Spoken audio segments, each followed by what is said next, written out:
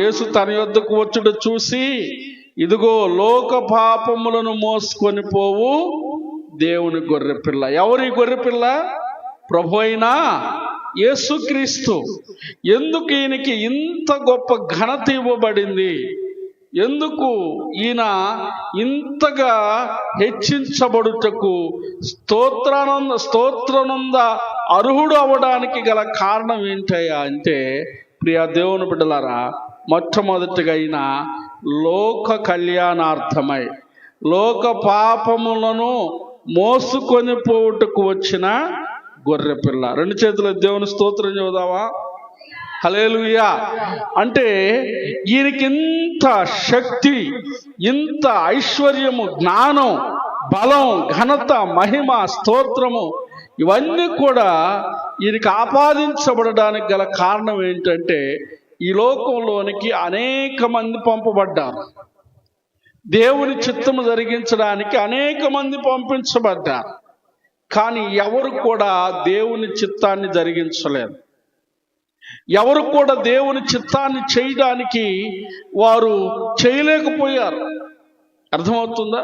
అనేక మంది ఈ లోకంలోనికి వచ్చారు, అనేక మార్గాలను పట్టుకున్నారు, కానీ దేవుని చిత్తాన్ని ఎవరు కూడా చేయలేకపోయారు. కాబట్టి నరరూప అవతారిగా ప్రభువైన యేసుక్రీస్తు వారు మానవ అవతారిగా ఈ లోకానికి వచ్చాడు. ఎందుకు? ఆయన చిత్తాన్ని జరిగించడానికి. ఆయన చిత్తము జరగాలి అంటే లేవియా కాండము 10వ అధ్యాయము 17వ వచనంలో ఒక చక్కటి మాట రాయబడి ఉంది. చదవండి. లేవి కాండము, మీరు పరిశుద్ధ స్థలములో ఆ పాప పరిహారార్థ బలి పశువును ఏల తినలేదు. చూడండి, పాప పరిహారార్థ బలి పశువు. లేవి కాండము 10వ అధ్యాయము 17వ వచనం. పాప పరిహారార్థముగా అర్పించబడేటువంటి బలి పశువును తినాలి. మీరు గమనించారో లేదో, అన్యులు అనబడేటువంటి వారు ఒక బలి పశువుని అర్పించడానికి తీసుకువెళ్తారు. తీసుకెళ్ళేటప్పుడు వారి బంధువులను, వారి స్నేహితులను, వారికి తెలిసిన వారిని అందరిని తీసుకెళ్తారు. తీసుకొని వెళ్ళి ఆ మేకనో ఆ గొర్రెనో ఆ బలిచ్చి వారి కుటుంబం నిమిత్తం బలిగా అర్పించి దాని మాంసం అంతటిని కూడా వీరు వండుకొని తింటారు. అర్థమవుతుందండి? వారితో పాటు వెళ్ళిన వారందరికి కూడా వండి పెడతారు. అంటే వాస్తవంగా ఇది తెలియకనే ఇదొక ఆచారపూర్వకంగా చేస్తున్నారు.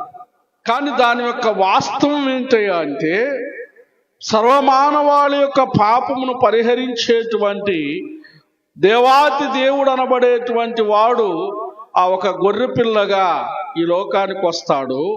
ఆయన అందరి నిమిత్తం ఒకేసారి తన ప్రాణాన్ని అర్పిస్తాడు. ఆ ప్రభువారు తాను బ్రతికి ఉన్న దినాల్లో చెప్పాడు. ఏమనంటే, ఇది నా శరీరం, ఒక రొట్టెను అందరికి విరిచి ఇచ్చి, ఇది మీ కొరకై విరవబడుతున్న నా శరీరం అని చెప్పాడు. కాబట్టి దీన్ని భుజించినప్పుడల్లా నా మరణ పునరుద్ధానమును జ్ఞాపకం చేసుకోమన్నాడు. ఈ పాప పరిహారార్థ బలి వారికి తెలియకుండానే చాలా మంది ఇప్పుడు కూడా అన్యులు చేస్తూనే ఉన్నారు. కానీ ఒక్కసారే ప్రభు అయిన యేసుక్రీస్తు వారు సర్వమానవాళి నిమిత్తం ఈ బలిని అర్పించాడు. తనను తాను బలిగా అర్పించబడ్డాడు. కాబట్టి ఇప్పుడు ఆయన శరీరమును, ఆయన రక్తమును స్వీకరించాలి, భుజించాలి, ఆయన చెప్పినటువంటి మాట. కానీ ఇక్కడ గమనించాలి, ఆయన శక్తిమంతుడు. ఎంత శక్తిమంతుడయ్యా అంటే, తన ప్రాణాన్ని ధైర్యంగా దేవునికి సర్వమానవాళి నిమిత్తమై తన ప్రాణాన్ని ధైర్యంగా బలిగా అర్పించాడు. అర్థమవుతుందా? ఆయన అంతటి శక్తిమంతుడు. ప్రాణం పెట్టడానికి ఎవడికి శక్తి చాలదు. డబ్బు ఇవ్వమంటే ఇస్తారు, ఆస్తులు ఇవ్వమంటే ఇస్తారు, బంగారము మరొకటి ఇవ్వమంటే ఇస్తారు. కానీ ప్రాణం పెట్టమంటే పెట్టేవారికి శక్తి చాలదు తమ ప్రాణం పెట్టడానికి. కానీ ప్రభు అయిన యేసుక్రీస్తు వారు తన ప్రాణాన్ని సర్వమానవాళి కొరకు అర్పించాడు. ఆయన అటువంటి శక్తిమంతుడు. దేవునికి స్తోత్రం. ఈ లోకములో ఏ శక్తి కూడా, ఎటువంటి శక్తిమంతుడు కూడా దేవుడు అని చెప్పుకునేవారు, మరొకటి అని చెప్పుకునేవారు ఎవరు కూడా తమ ప్రాణాన్ని పెట్టలేదు. కానీ ఆ శక్తిమంతుడైనటువంటి ప్రభు అయిన యేసుక్రీస్తు వారు తన ప్రాణాన్ని అర్పించాడు. దేవునికి మహిమ కలుగును గాక. హల్లెలూయా. ప్రియ దేవుని బిడ్డలారా, ఆయన ఐశ్వర్యము కలిగినటువంటి వాడు. అర్థమవుతుందా? జ్ఞాన సంపన్నుడు, బలవంతుడు. ఇంకా ఏమని ఇవ్వబడ్డ బిరుదులు? ఘనత కలిగినటువంటి వాడు, మహిమ కలిగినటువంటి వాడు, స్తోత్రమును పొందనర్హుడు. గొప్ప స్వరముతో దేవుని దూతలు, అక్కడున్న పెద్దలు అందరూ లేచి ఏక స్వరముతో ఆయనను ఆరాధిస్తూ ఉన్నారంట. అంటే ప్రభు అయిన యేసుక్రీస్తు వారు ఆరాధనకు యోగ్యుడు, పూజింపదగినటువంటి వాడు. పరలోకములో ఇలా జరిగింది అని యోహానుకి స్పష్టంగా తెలియపరుస్తూ ఉన్నాడు ప్రభువారు. కాబట్టి ఇక్కడ మనం నేర్చుకోవాల్సిన విషయం ఏంటంటే, మనం ప్రభువుని ఆరాధించేటప్పుడు, ప్రభువుని పూజించేటప్పుడు, ప్రార్థించేటప్పుడు మొట్టమొదటిగా మనము ఆయన శక్తిని జ్ఞాపకం చేసుకోవాలి. ఏంటి? తను ఏ విధంగా ప్రాణం పెట్టాడో. అర్థమవుతుందండి? ఏ విధంగా మన కొరకు ఆ కలువరి శిలువలో తన ప్రాణాన్ని పెట్టాడో, ఏ విధంగా కొట్టబడ్డాడో, గాయపరచబడ్డాడో, ఆయన శక్తిని మనం జ్ఞాపకం చేసుకోవాలి. శక్తిమంతుడు యేసయ్య. దేవునికి స్తోత్రం. హల్లెలూయా. కాబట్టి నువ్వు ఆరాధించేటప్పుడు, ప్రార్థించేటప్పుడు ఆయన శక్తిని, అంటే ఆయన కలువరి శిలువ త్యాగాన్ని జ్ఞాపకం చేసుకోవాలి. ఇంతకుముందు మన ప్రాంతంలో ఆయన పేరు కృష్ణ, అయితే కిట్టయ్య అని పిలిచేవాళ్ళం కదా. ఆయన వీధుల్లో తెర మీద సినిమాలు వేసేవాడు.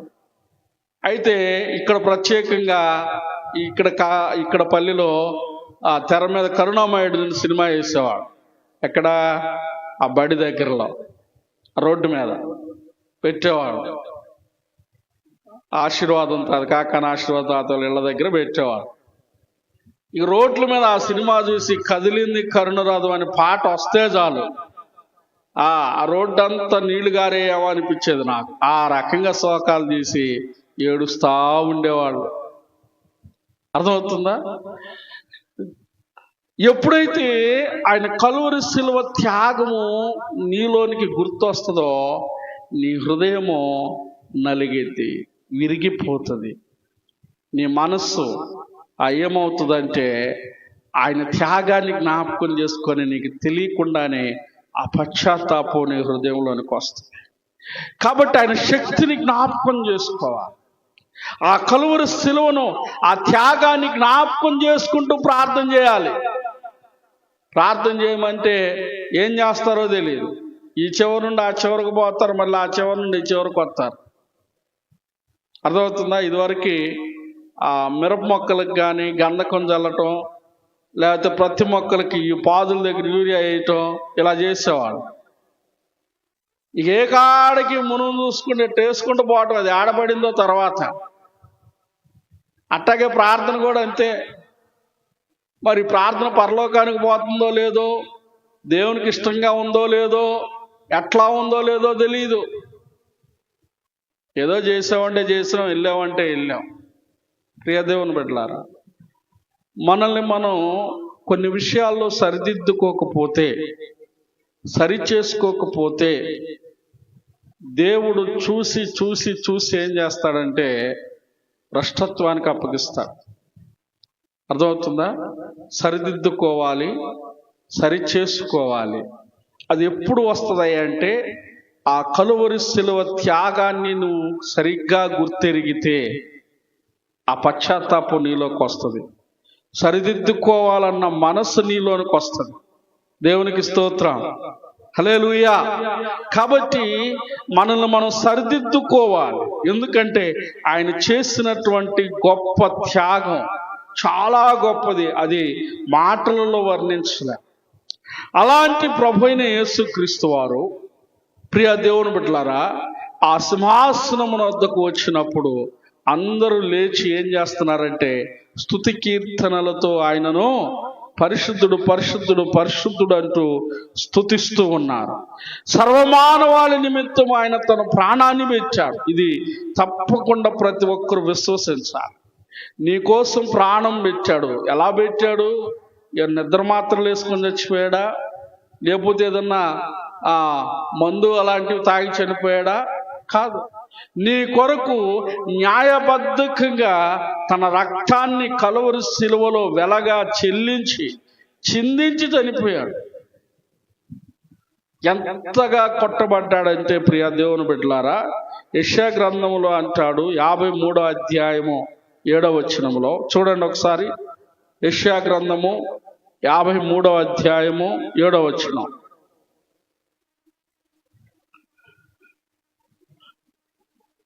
అతడు దౌర్జన్యము నొందెను, బాధింపబడినను అతడు నోరు తెరవలేదు. చూడండి ప్రియులారా, దౌర్జన్యము, ఆయన మీద ఎంతో దౌర్జన్యం చేశారు, ఎంతగానో బాధించారు. మొహం మీద పిడిగుద్దులు గుద్ది, ఎవడు గుద్దాడో చెప్పు, ప్రవచించు. ఎవడు కొట్టాడో ఒకసారి ఆ సంభాషణలోనికి వెళ్ళండి. ఏమండి, ఒక్కసారి ఆ వేలోకి, అక్కడ ఆ జరిగిన సంఘటనలోనికి వెళ్ళండి. కళ్ళకి గంతలు కట్టి చూడండి, ఇటు చూడాలి, మీ మొహాలు చూడాలి. కళ్ళకి గంతలు కట్టి కనపడకుండా మొహాన్ని గుద్ది, ఏమండి, మొహం మీద గుద్ది, ఎవడు గుద్దాడో చెప్పని పైశాచికంగా ఆనందిస్తూ వికృతంగా నవ్వుతూ. రిఫరెన్స్ కూడా చెప్పమ్మా. మత్తయి సువార్త 26వ అధ్యాయం 60-27 చదవండి. అప్పుడు వారు చదవండి. కొందరు ఆయనను అరచేతులతో కొట్టి, క్రీస్తు నిన్ను కొట్టువాడెవడో ప్రవచింపమనిరి. అరచేతులతో కొట్టడం అంటే ఎట్లా కొడతారమ్మా? ఏమండి పౌలు గారు, అరచేతులతో కొట్టడం అంటే వీపు మీద భెయిని బాధటమే, అవునా కదా? వెనక్కెళ్ళి వీపు మీద బాధటమే. అంటే ఆయన దౌర్జన్యము నొందాడు, బాధింపబడ్డాడు. అర్థమవుతుందా? ఏ విధంగా చిత్రవధ చేయకూడదో ఆ విధంగా చిత్రవధ చేయబడ్డాడు, ఆ విధంగా అవమానించబడ్డాడు. మనకేదన్నా సేవకుడు వాక్యం ద్వారా గద్దిస్తే మొహం ఎంతలా పెట్టుకుంటాం. ఏదమ్మా ఇటు చూడండి, ఆయిల్ కుడువా ఏది ఏమంటారు అది అమ్మా, అటు ఉబ్బిపోద్ది ఒక్కొక్కళ్ళ మొహం వాక్యం ద్వారా ఖండించినా గద్దించినా. అర్థమవుతుందా? పూరి ఉబ్బినట్టు ఉబ్బిపోద్ది మొహం అప్పటికప్పుడే. నన్ను అంటాడా, నన్ను ఇట్లా అంటారా అట్లా అంటారా అని. ఆయన్ని అనేక రకాలుగా అన్నారు, అనేక రకాలుగా అవమానించారు. నోటి మీద మొహం మీద నోటితో కాండ్రించి ఉమ్మి వేశారు. ఎందుకు? ఆయన తప్పు చేశాడా? ఏమండి, ఈ అవమానాలన్నింటిని భరించడానికి కూడా శక్తి కావాలండి. అర్థమవుతుందా? శక్తివంతుడని ఎందుకన్నారంటే ఈ అవమానాలన్నీ భరించే శక్తి కూడా కావాలి. ఈ మధ్య సెన్సేషనల్ న్యూస్ ఒకటి బయటకు వస్తుంది, వైరల్ అవుతుంది సోషల్ మీడియాలో. ఏంటి? పోలీసు వారు చేసే టార్చర్ తట్టుకోలేక ఆ విజయవాడ ప్రాంతంలో ఒకళ్ళని ఎన్కౌంటర్ చేశారని, కొంతమంది వాళ్ళ టార్చర్ తట్టుకోలేక మేము చచ్చిపోతున్నామని సూసైడ్ చేసుకుంటూ సెల్ఫ్ వీడియోస్ పెట్టారు. అంటే ఏంటి? ఆ బాధను భరించే శక్తి వారికి లేదు. కుటుంబాల్లో కూడా చాలా చోట్ల చూస్తే భార్యాభర్తల మధ్య జరిగే వివాదాలు, గొడవలను బట్టి తట్టుకోలేక ఏదో ఒకటి తాగి సూసైడ్ చేసుకొని చచ్చిపోవటం జరుగుతుంది. అంటే అర్థం ఏంటి? ఆ టార్చర్ తట్టుకునే శక్తి వారికి లేదు. కానీ ఈయన ఇంతగా అవమానిస్తూ ఆ వీపు మీద చరుస్తూ ఏమంటున్నారు? ప్రవచించు. ఏమంటున్నారంట? నిన్ను కొట్టిన వాడెవడో ప్రవచించు.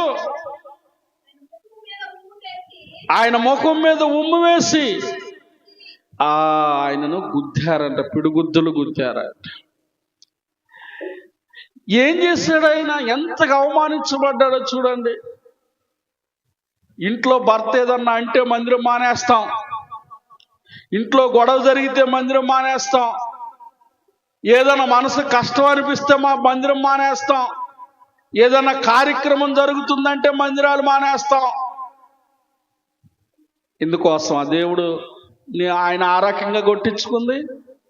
ఏమ్మా, నువ్వు బాగుండాలని ఆయన మొహాన్ని అవమానానికి అప్పగించుకున్నాడు, పిడిగుద్దులకు అప్పగించుకున్నాడు. నీ మొహం నా మొహం బాగుండాలి, నువ్వు నేను బాగుండాలని వీపు మీద ఆయనను కొడుతూ ఉంటే ఆయన ఓర్చుకున్నాడు. అవి వాస్తవానికి ఎవరికి పడవలసిన దెబ్బలు? పాపమునకు శిక్ష మరణం. ఆ శిక్ష మనం పడాలి. కానీ సర్వమానవాళి నిమిత్తం అందరి కోసం అలాంటి ఘోరమైన అవమానాన్ని ఆయన తట్టుకున్నాడు. ఒక్కొక్కడు అప్పులు ఇచ్చినోడు మాట్లాడతాడు, ఎంత అవమానంగా మాట్లాడతారంటే అంత అవమానకరంగా మాట్లాడతారు కొంతమందిని. ఇక వాడు ఏదో ఒకటి చేసుకొని చచ్చిపోవాలనిపిస్తుంది అవతలోడి మాటలకి. బ్రతకడానికి ఏం కావాలంటే శక్తి కావాలి. దేవునికి స్తోత్రం, హల్లెలూయా. అది ప్రభు అయిన యేసుక్రీస్తు ద్వారా అనుగ్రహించబడింది ఆ శక్తి. ఎన్ని బాధలున్ననో ఇబ్బందులైనను, ఎంత కష్టమో వచ్చినా నిష్ఠురమైనను, నీ మాట చాలయ్యా, నీ చూపు చాలయ్యా, నీ తోడు చాలయ్యా, నీ నీడ చాలయ్యా. నీ మాట చాలయ్యా, నీ చూపు చాలయ్యా, నీ తోడు చాలయ్యా, నీ నీడ చాలయ్యా. నీ ఉంటే నాకు చాలు యేసయ్యా, నీ వెంటే నేను ఉంటానేసయ్యా. హల్లెలూయా. మాట్లాడడానికి, ఓర్చుకోవడానికి, ఆ మాటలు భరించడానికి శక్తి కావాలి మనకి. ఓరుకోరుకునే అంటున్నాడండి. నా తప్పు లేకపోయినా ఏం చేయమంటావు? అమ్మా? ఏం చేస్తావు? బుట్ట సడ్డ తట్టుకొని వచ్చాయి చెప్పే తల్లులు లేకపోలేదు. ప్రియ దేవుని బిడ్డలారా, ఇక్కడ గమనించాల్సిన విషయం ఏంటంటే దేవుని యొక్క శక్తి ఎంత గొప్పదంటే ప్రతి అవమానాన్ని భరించగలిగింది దేవుని శక్తి. ఇక్కడ మనం నేర్చుకోవాల్సిన విషయం అది. ఆ భరించగలిగిన శక్తి ఎప్పుడు వస్తుందయ్యా అంటే ఆ కలువరి శిలువ త్యాగాన్ని ప్రతిరోజు నీ దైనందిన జీవితంలో నువ్వు జ్ఞాపకం చేసుకోవాలి. ఆమేన్. ప్రతిరోజు ఆయన యొక్క కలువరి శిలువ త్యాగాన్ని నీ కళ్ళ ముందు కనపడే విధంగా నువ్వు జ్ఞాపకం చేసుకుంటూ ఉంటే నీ ముందున్న ఎలాంటి అవమానమైనా, ఎలాంటి సమస్య అయినా చిన్నదిగానే అనిపిస్తుంది. దేవునికి స్తోత్రం కలుగునుగాక. హల్లెలూయా. గొర్రె పిల్లకి ఉన్నటువంటి శక్తి లాంటిది. ఆ శక్తి ముందు ఏది కూడా నిలబడలేదు.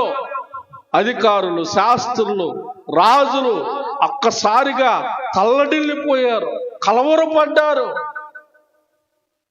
నిజంగా ఇంత ఓర్పు ఎక్కడదబ్బా, ఇంత ధైర్యం, ఇంత నిగ్రహం ఎక్కడదబ్బా. ఒక్కొక్కళ్ళు ఏదన్నా ఒక్క మాట అనబోతున్నామని వాళ్ళకి తెలిస్తే ఈ నోట్లో నుండి ఆ మాట రిలీజ్ అయ్యేలోపు అవతల 100 తోటాలు వచ్చేస్తాయి. సహించలేరు. సహించలేరు. మళ్ళీ ఏమని పాడతారో తెలుసా? నా బలమంతా నీవేనయా. దేనికి? 100 తోటాలు వదలటానికి. అంతేనండి? అంతేనమ్మా? నా బలమంతా నీవేనయ్యా అని పాడతారు మళ్ళా. కానీ ఆ బలం దేనికి ఉపయోగిస్తారు? తోటాలు పేల్చడానికి. ప్రియ దేవుని బిడ్డలారా, గమనించాలి. ఆయన శక్తిని జ్ఞాపకం చేసుకుంటే నీలో నిగ్రహం కలిగి ఉంటావు. ఆ కల్వరి శిలువలో ఆయన చేసిన త్యాగం, ఆయన చూపిన ప్రేమను నువ్వు జ్ఞాపకం చేసుకుంటే, ఆ గొర్రె పిల్ల ఏ విధంగా వధించబడిందో, ఏ విధంగా అవమానించబడిందో, ఏ విధంగా నలగగొట్టబడిందో ప్రతిరోజు ఒక క్రైస్తవుడిగా నీ దైనందిన జీవితంలో నువ్వు జ్ఞాపకం చేసుకుంటే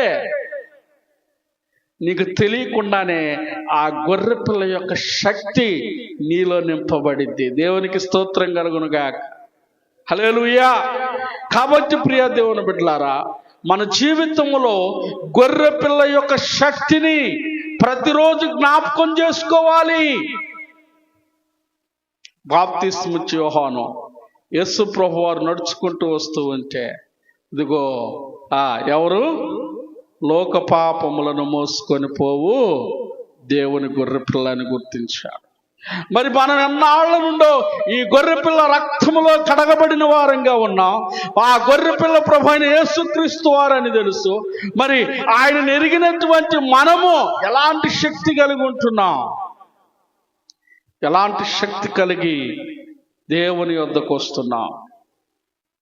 సహనం ఉంటుందా? దేవునికి ఇవ్వవలసిన విలువ దేవునికి ఇస్తున్నామా?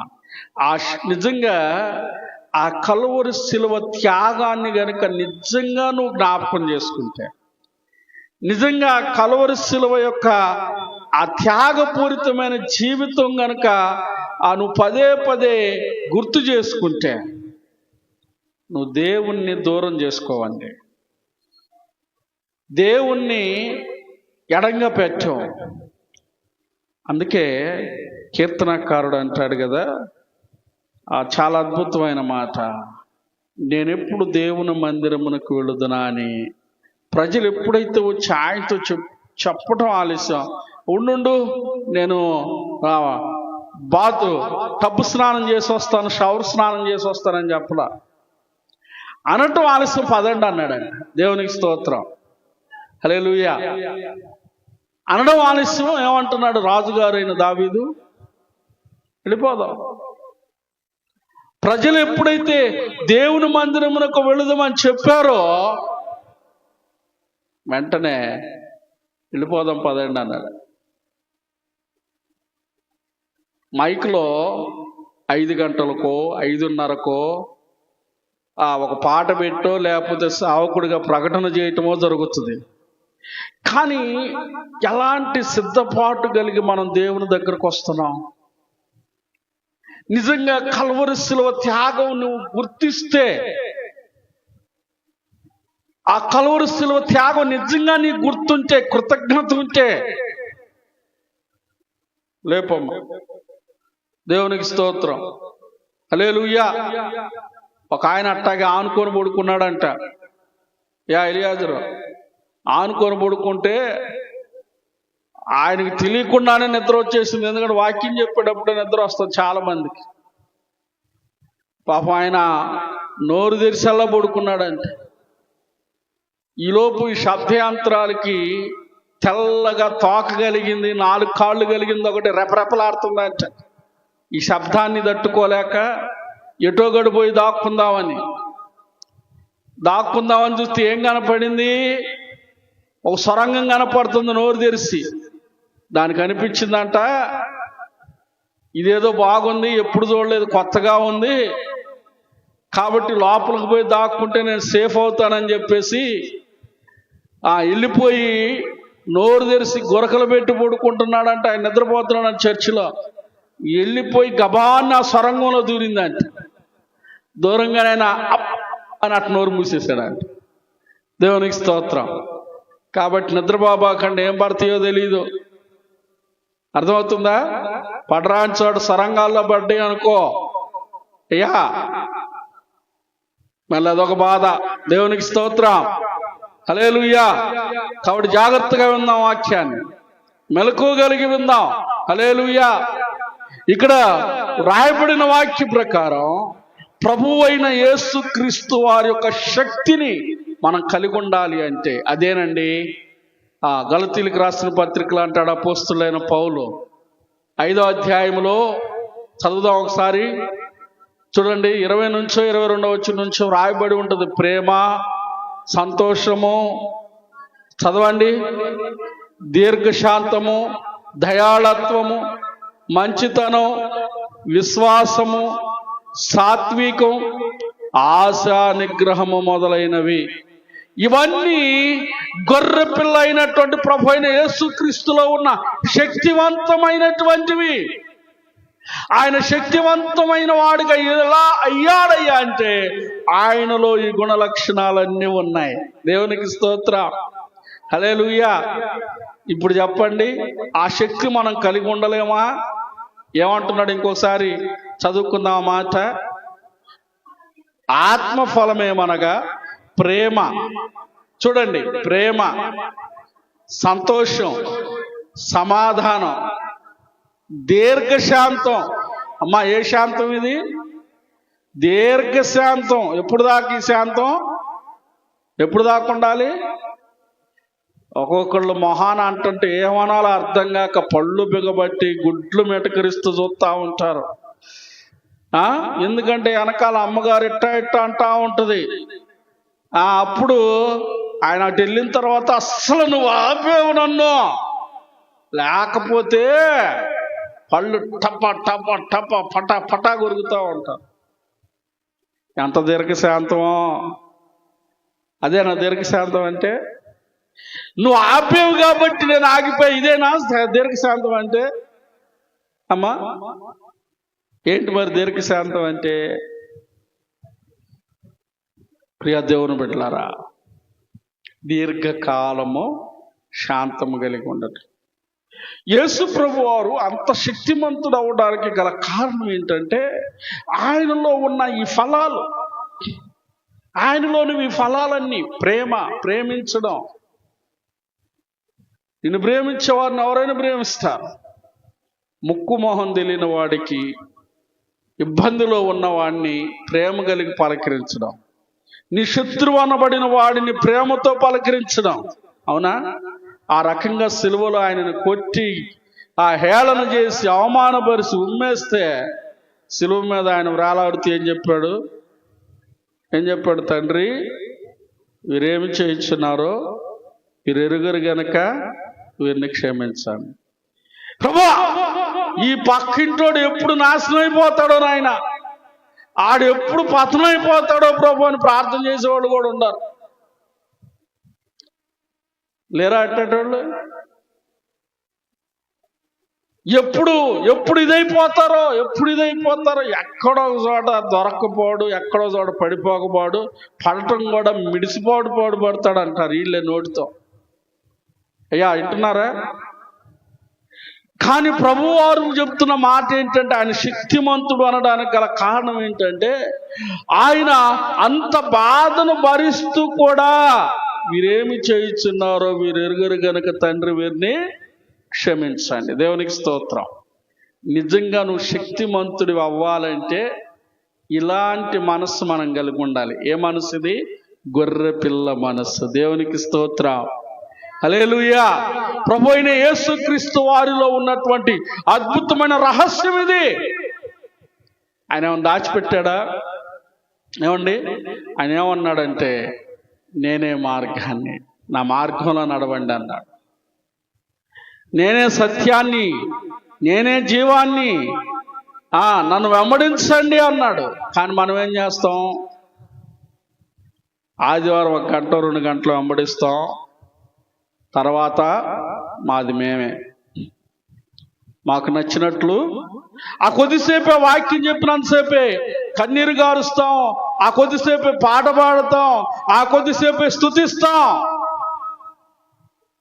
మరి బయటికి వెళ్ళాక ఏమండి, బయటికి వెళ్ళాక ఒక ఆవిడ దైవజనుడితో చెప్తుంది, అయ్యగారు మా కుటుంబంలో నా భర్త మారాలి, మారు మనసు పొందాలి, ప్రార్థన చేయండి అని చెప్తుంది. ఇది ఎప్పుడుండో చెబుతుంది మాట. మనం కూడా చెబుతాం, మా ఆయన మారాలయ్యా, మా ఇంట్లో వాళ్ళు మారాలయ్యా, ప్రార్థన చేయండి అయ్యగారు అంటాం. రైట్, కాబట్టి చెప్పారు కాబట్టి చేయాలి. సరే, అయ్యగారు అడిగాడు, అమ్మా ఎప్పుడు నుండో చెబుతున్నావు కదా, ఎందుకు మాట్లాడలేదంటే, ఏమని అయ్యగారు నేను కూడా ప్రార్థన చేస్తున్నా, మాట్లాడలేదు. ఒకరోజు అయ్యగారికి డౌట్ వచ్చి చూశాడు, గమనించాడు, పరిశీలన చేస్తే ప్రార్థనలో ఉన్నంతసేపు దేవదూతలాగా ఉందంట, ఇంటికి వెళ్ళేసరికి గయ్యాల గంపైపోయిందంట. మరమ్మ గారు అంటున్నావా?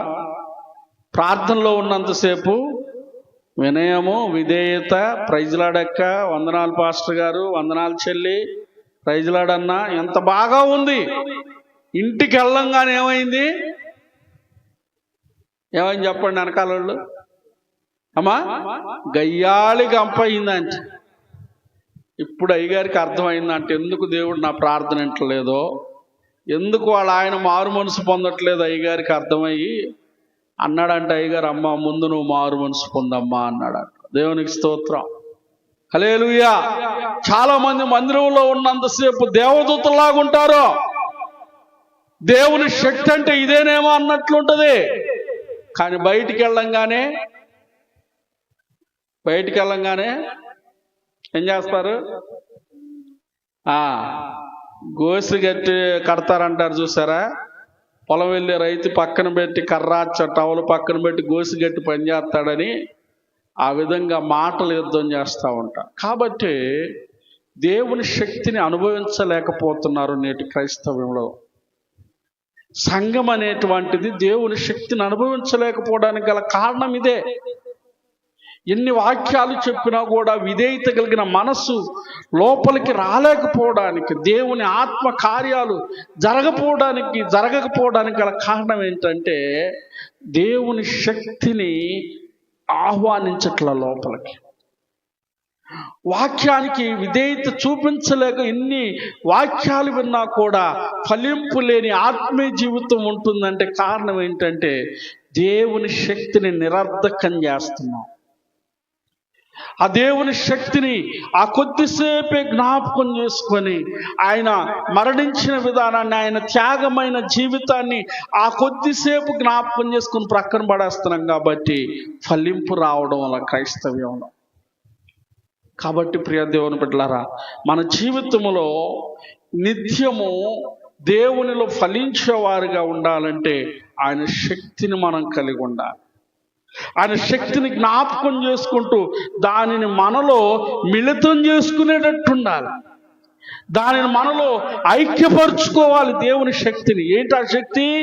ప్రేమ, సంతోషం, సమాధానం, దీర్ఘశాంతము, దయాళత్వము, మంచితనం, విశ్వాసం, సాత్వికం, ఆశా నిగ్రహం. ఇవన్నీ దైవ లక్షణాలు. దేవుడు అంత శక్తిమంతుడిగా ఉండడానికి గల కారణం ఏంటంటే ఇవే. ఈ లోకంలో చాలా మంది దేవుళ్ళు అనబడే వాళ్ళు వచ్చారు, కానీ ఎవరు కూడా శక్తిమంతులుగా లేరు. కారణం ఏంటంటే వారిలో ఉన్నటువంటి ఈ శక్తి ఏదైతే ప్రభు అయిన యేసుక్రీస్తులో ఉన్నాయో ఇవి లేవు వారిలో. వారు చేసిన పని ఏంటంటే కంటికి కన్ను, పంటికి పన్ను. తప్పు చేసిన వాడు శిక్షించబడాలి, వాడు చంపేయాలి. కానీ ప్రభు అయిన యేసుక్రీస్తు వారు ఒక్కరు మాత్రమే తన శక్తిని ఉపయోగించి సర్వమానవాళి కొరకు తన ప్రాణాన్ని పెట్టాడు. దేవునికి స్తోత్రం. కొరింథీయులకు రాసిన మొదటి పత్రిక 15వ అధ్యాయం 3వ వచనాన్ని చదువుకుందాం. కొరింథీయులకు రాసిన మొదటి పత్రిక 15వ అధ్యాయం 3వ వచనం చదవమ్మా.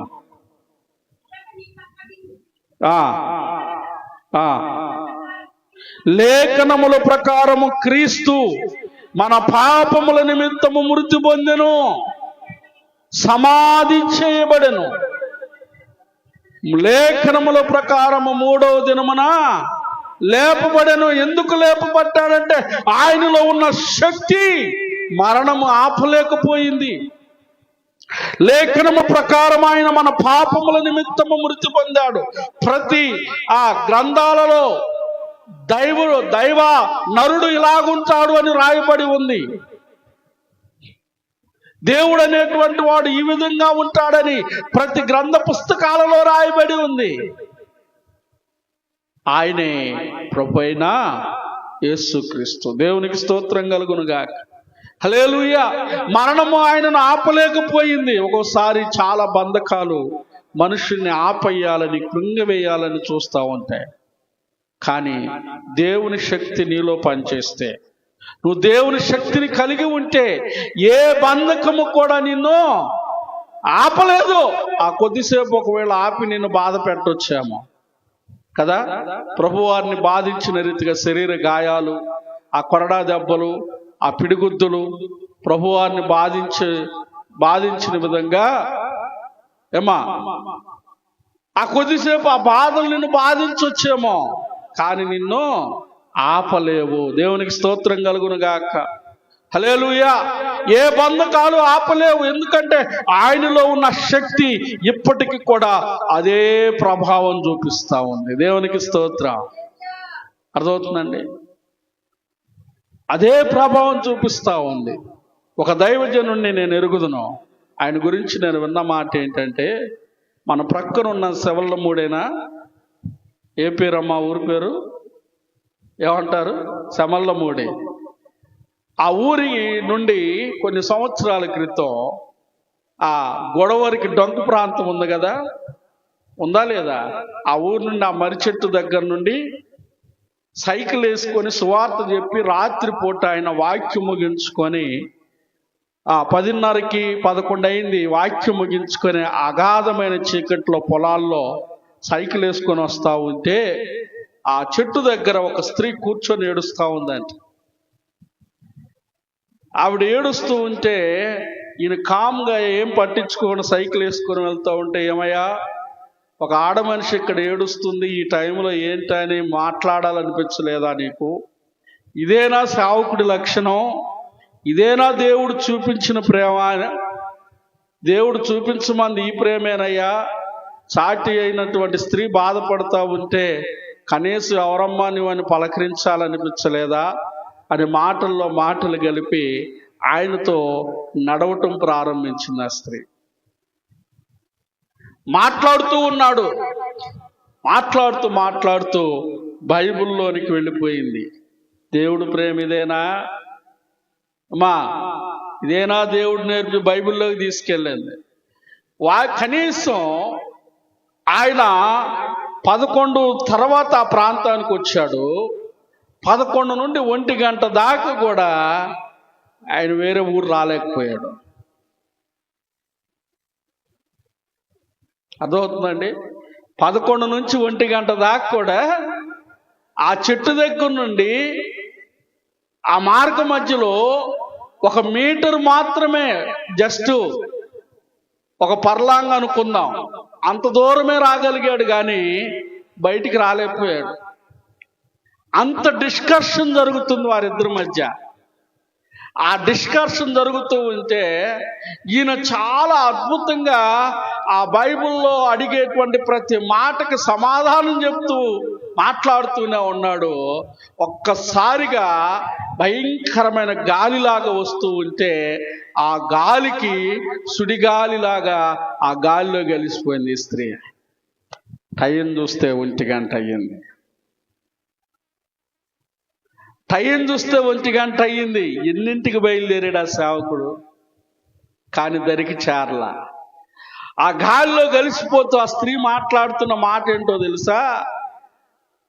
నువ్వు బ్రతికిపోయావు పో, ఎందుకంటే దేవుని శక్తి నీలో దాగి ఉంది. దేవునికి స్తోత్రం. ఆయన ఉన్నటువంటి శక్తి ఆయన మృంగాలని కాచుకొని ఉందంటే ఆయనను మృంగవలనని కాచుకొని ఉందంటే, కానీ ఏ శక్తి కూడా, ఎందుకంటే ఆయనలో దేవుని శక్తి ఉన్నది. మనలో దేవుని శక్తి ఉంటే అంటే ఏంటి? శక్తి ఉన్నటువంటి కండలు తిరిగి ఆ డబ్ల్యూడబ్ల్యూ దానిలో ఆడుతూ ఉంటారు చూడు, ఆ విధంగా కుస్తీలు పడుతూ ఉంటారు, అలా ఉండటమా శక్తి అంటే? ఏమండి, అలాగా ఉండటం కాదు. దేవుని వాక్యాన్ని కలిగి ఉండడం. ఆమేన్. దేవుని వాక్యాన్ని హృదయ అంతరంగాల నరాలలో ఇముడ్చుకొని ఉండడం.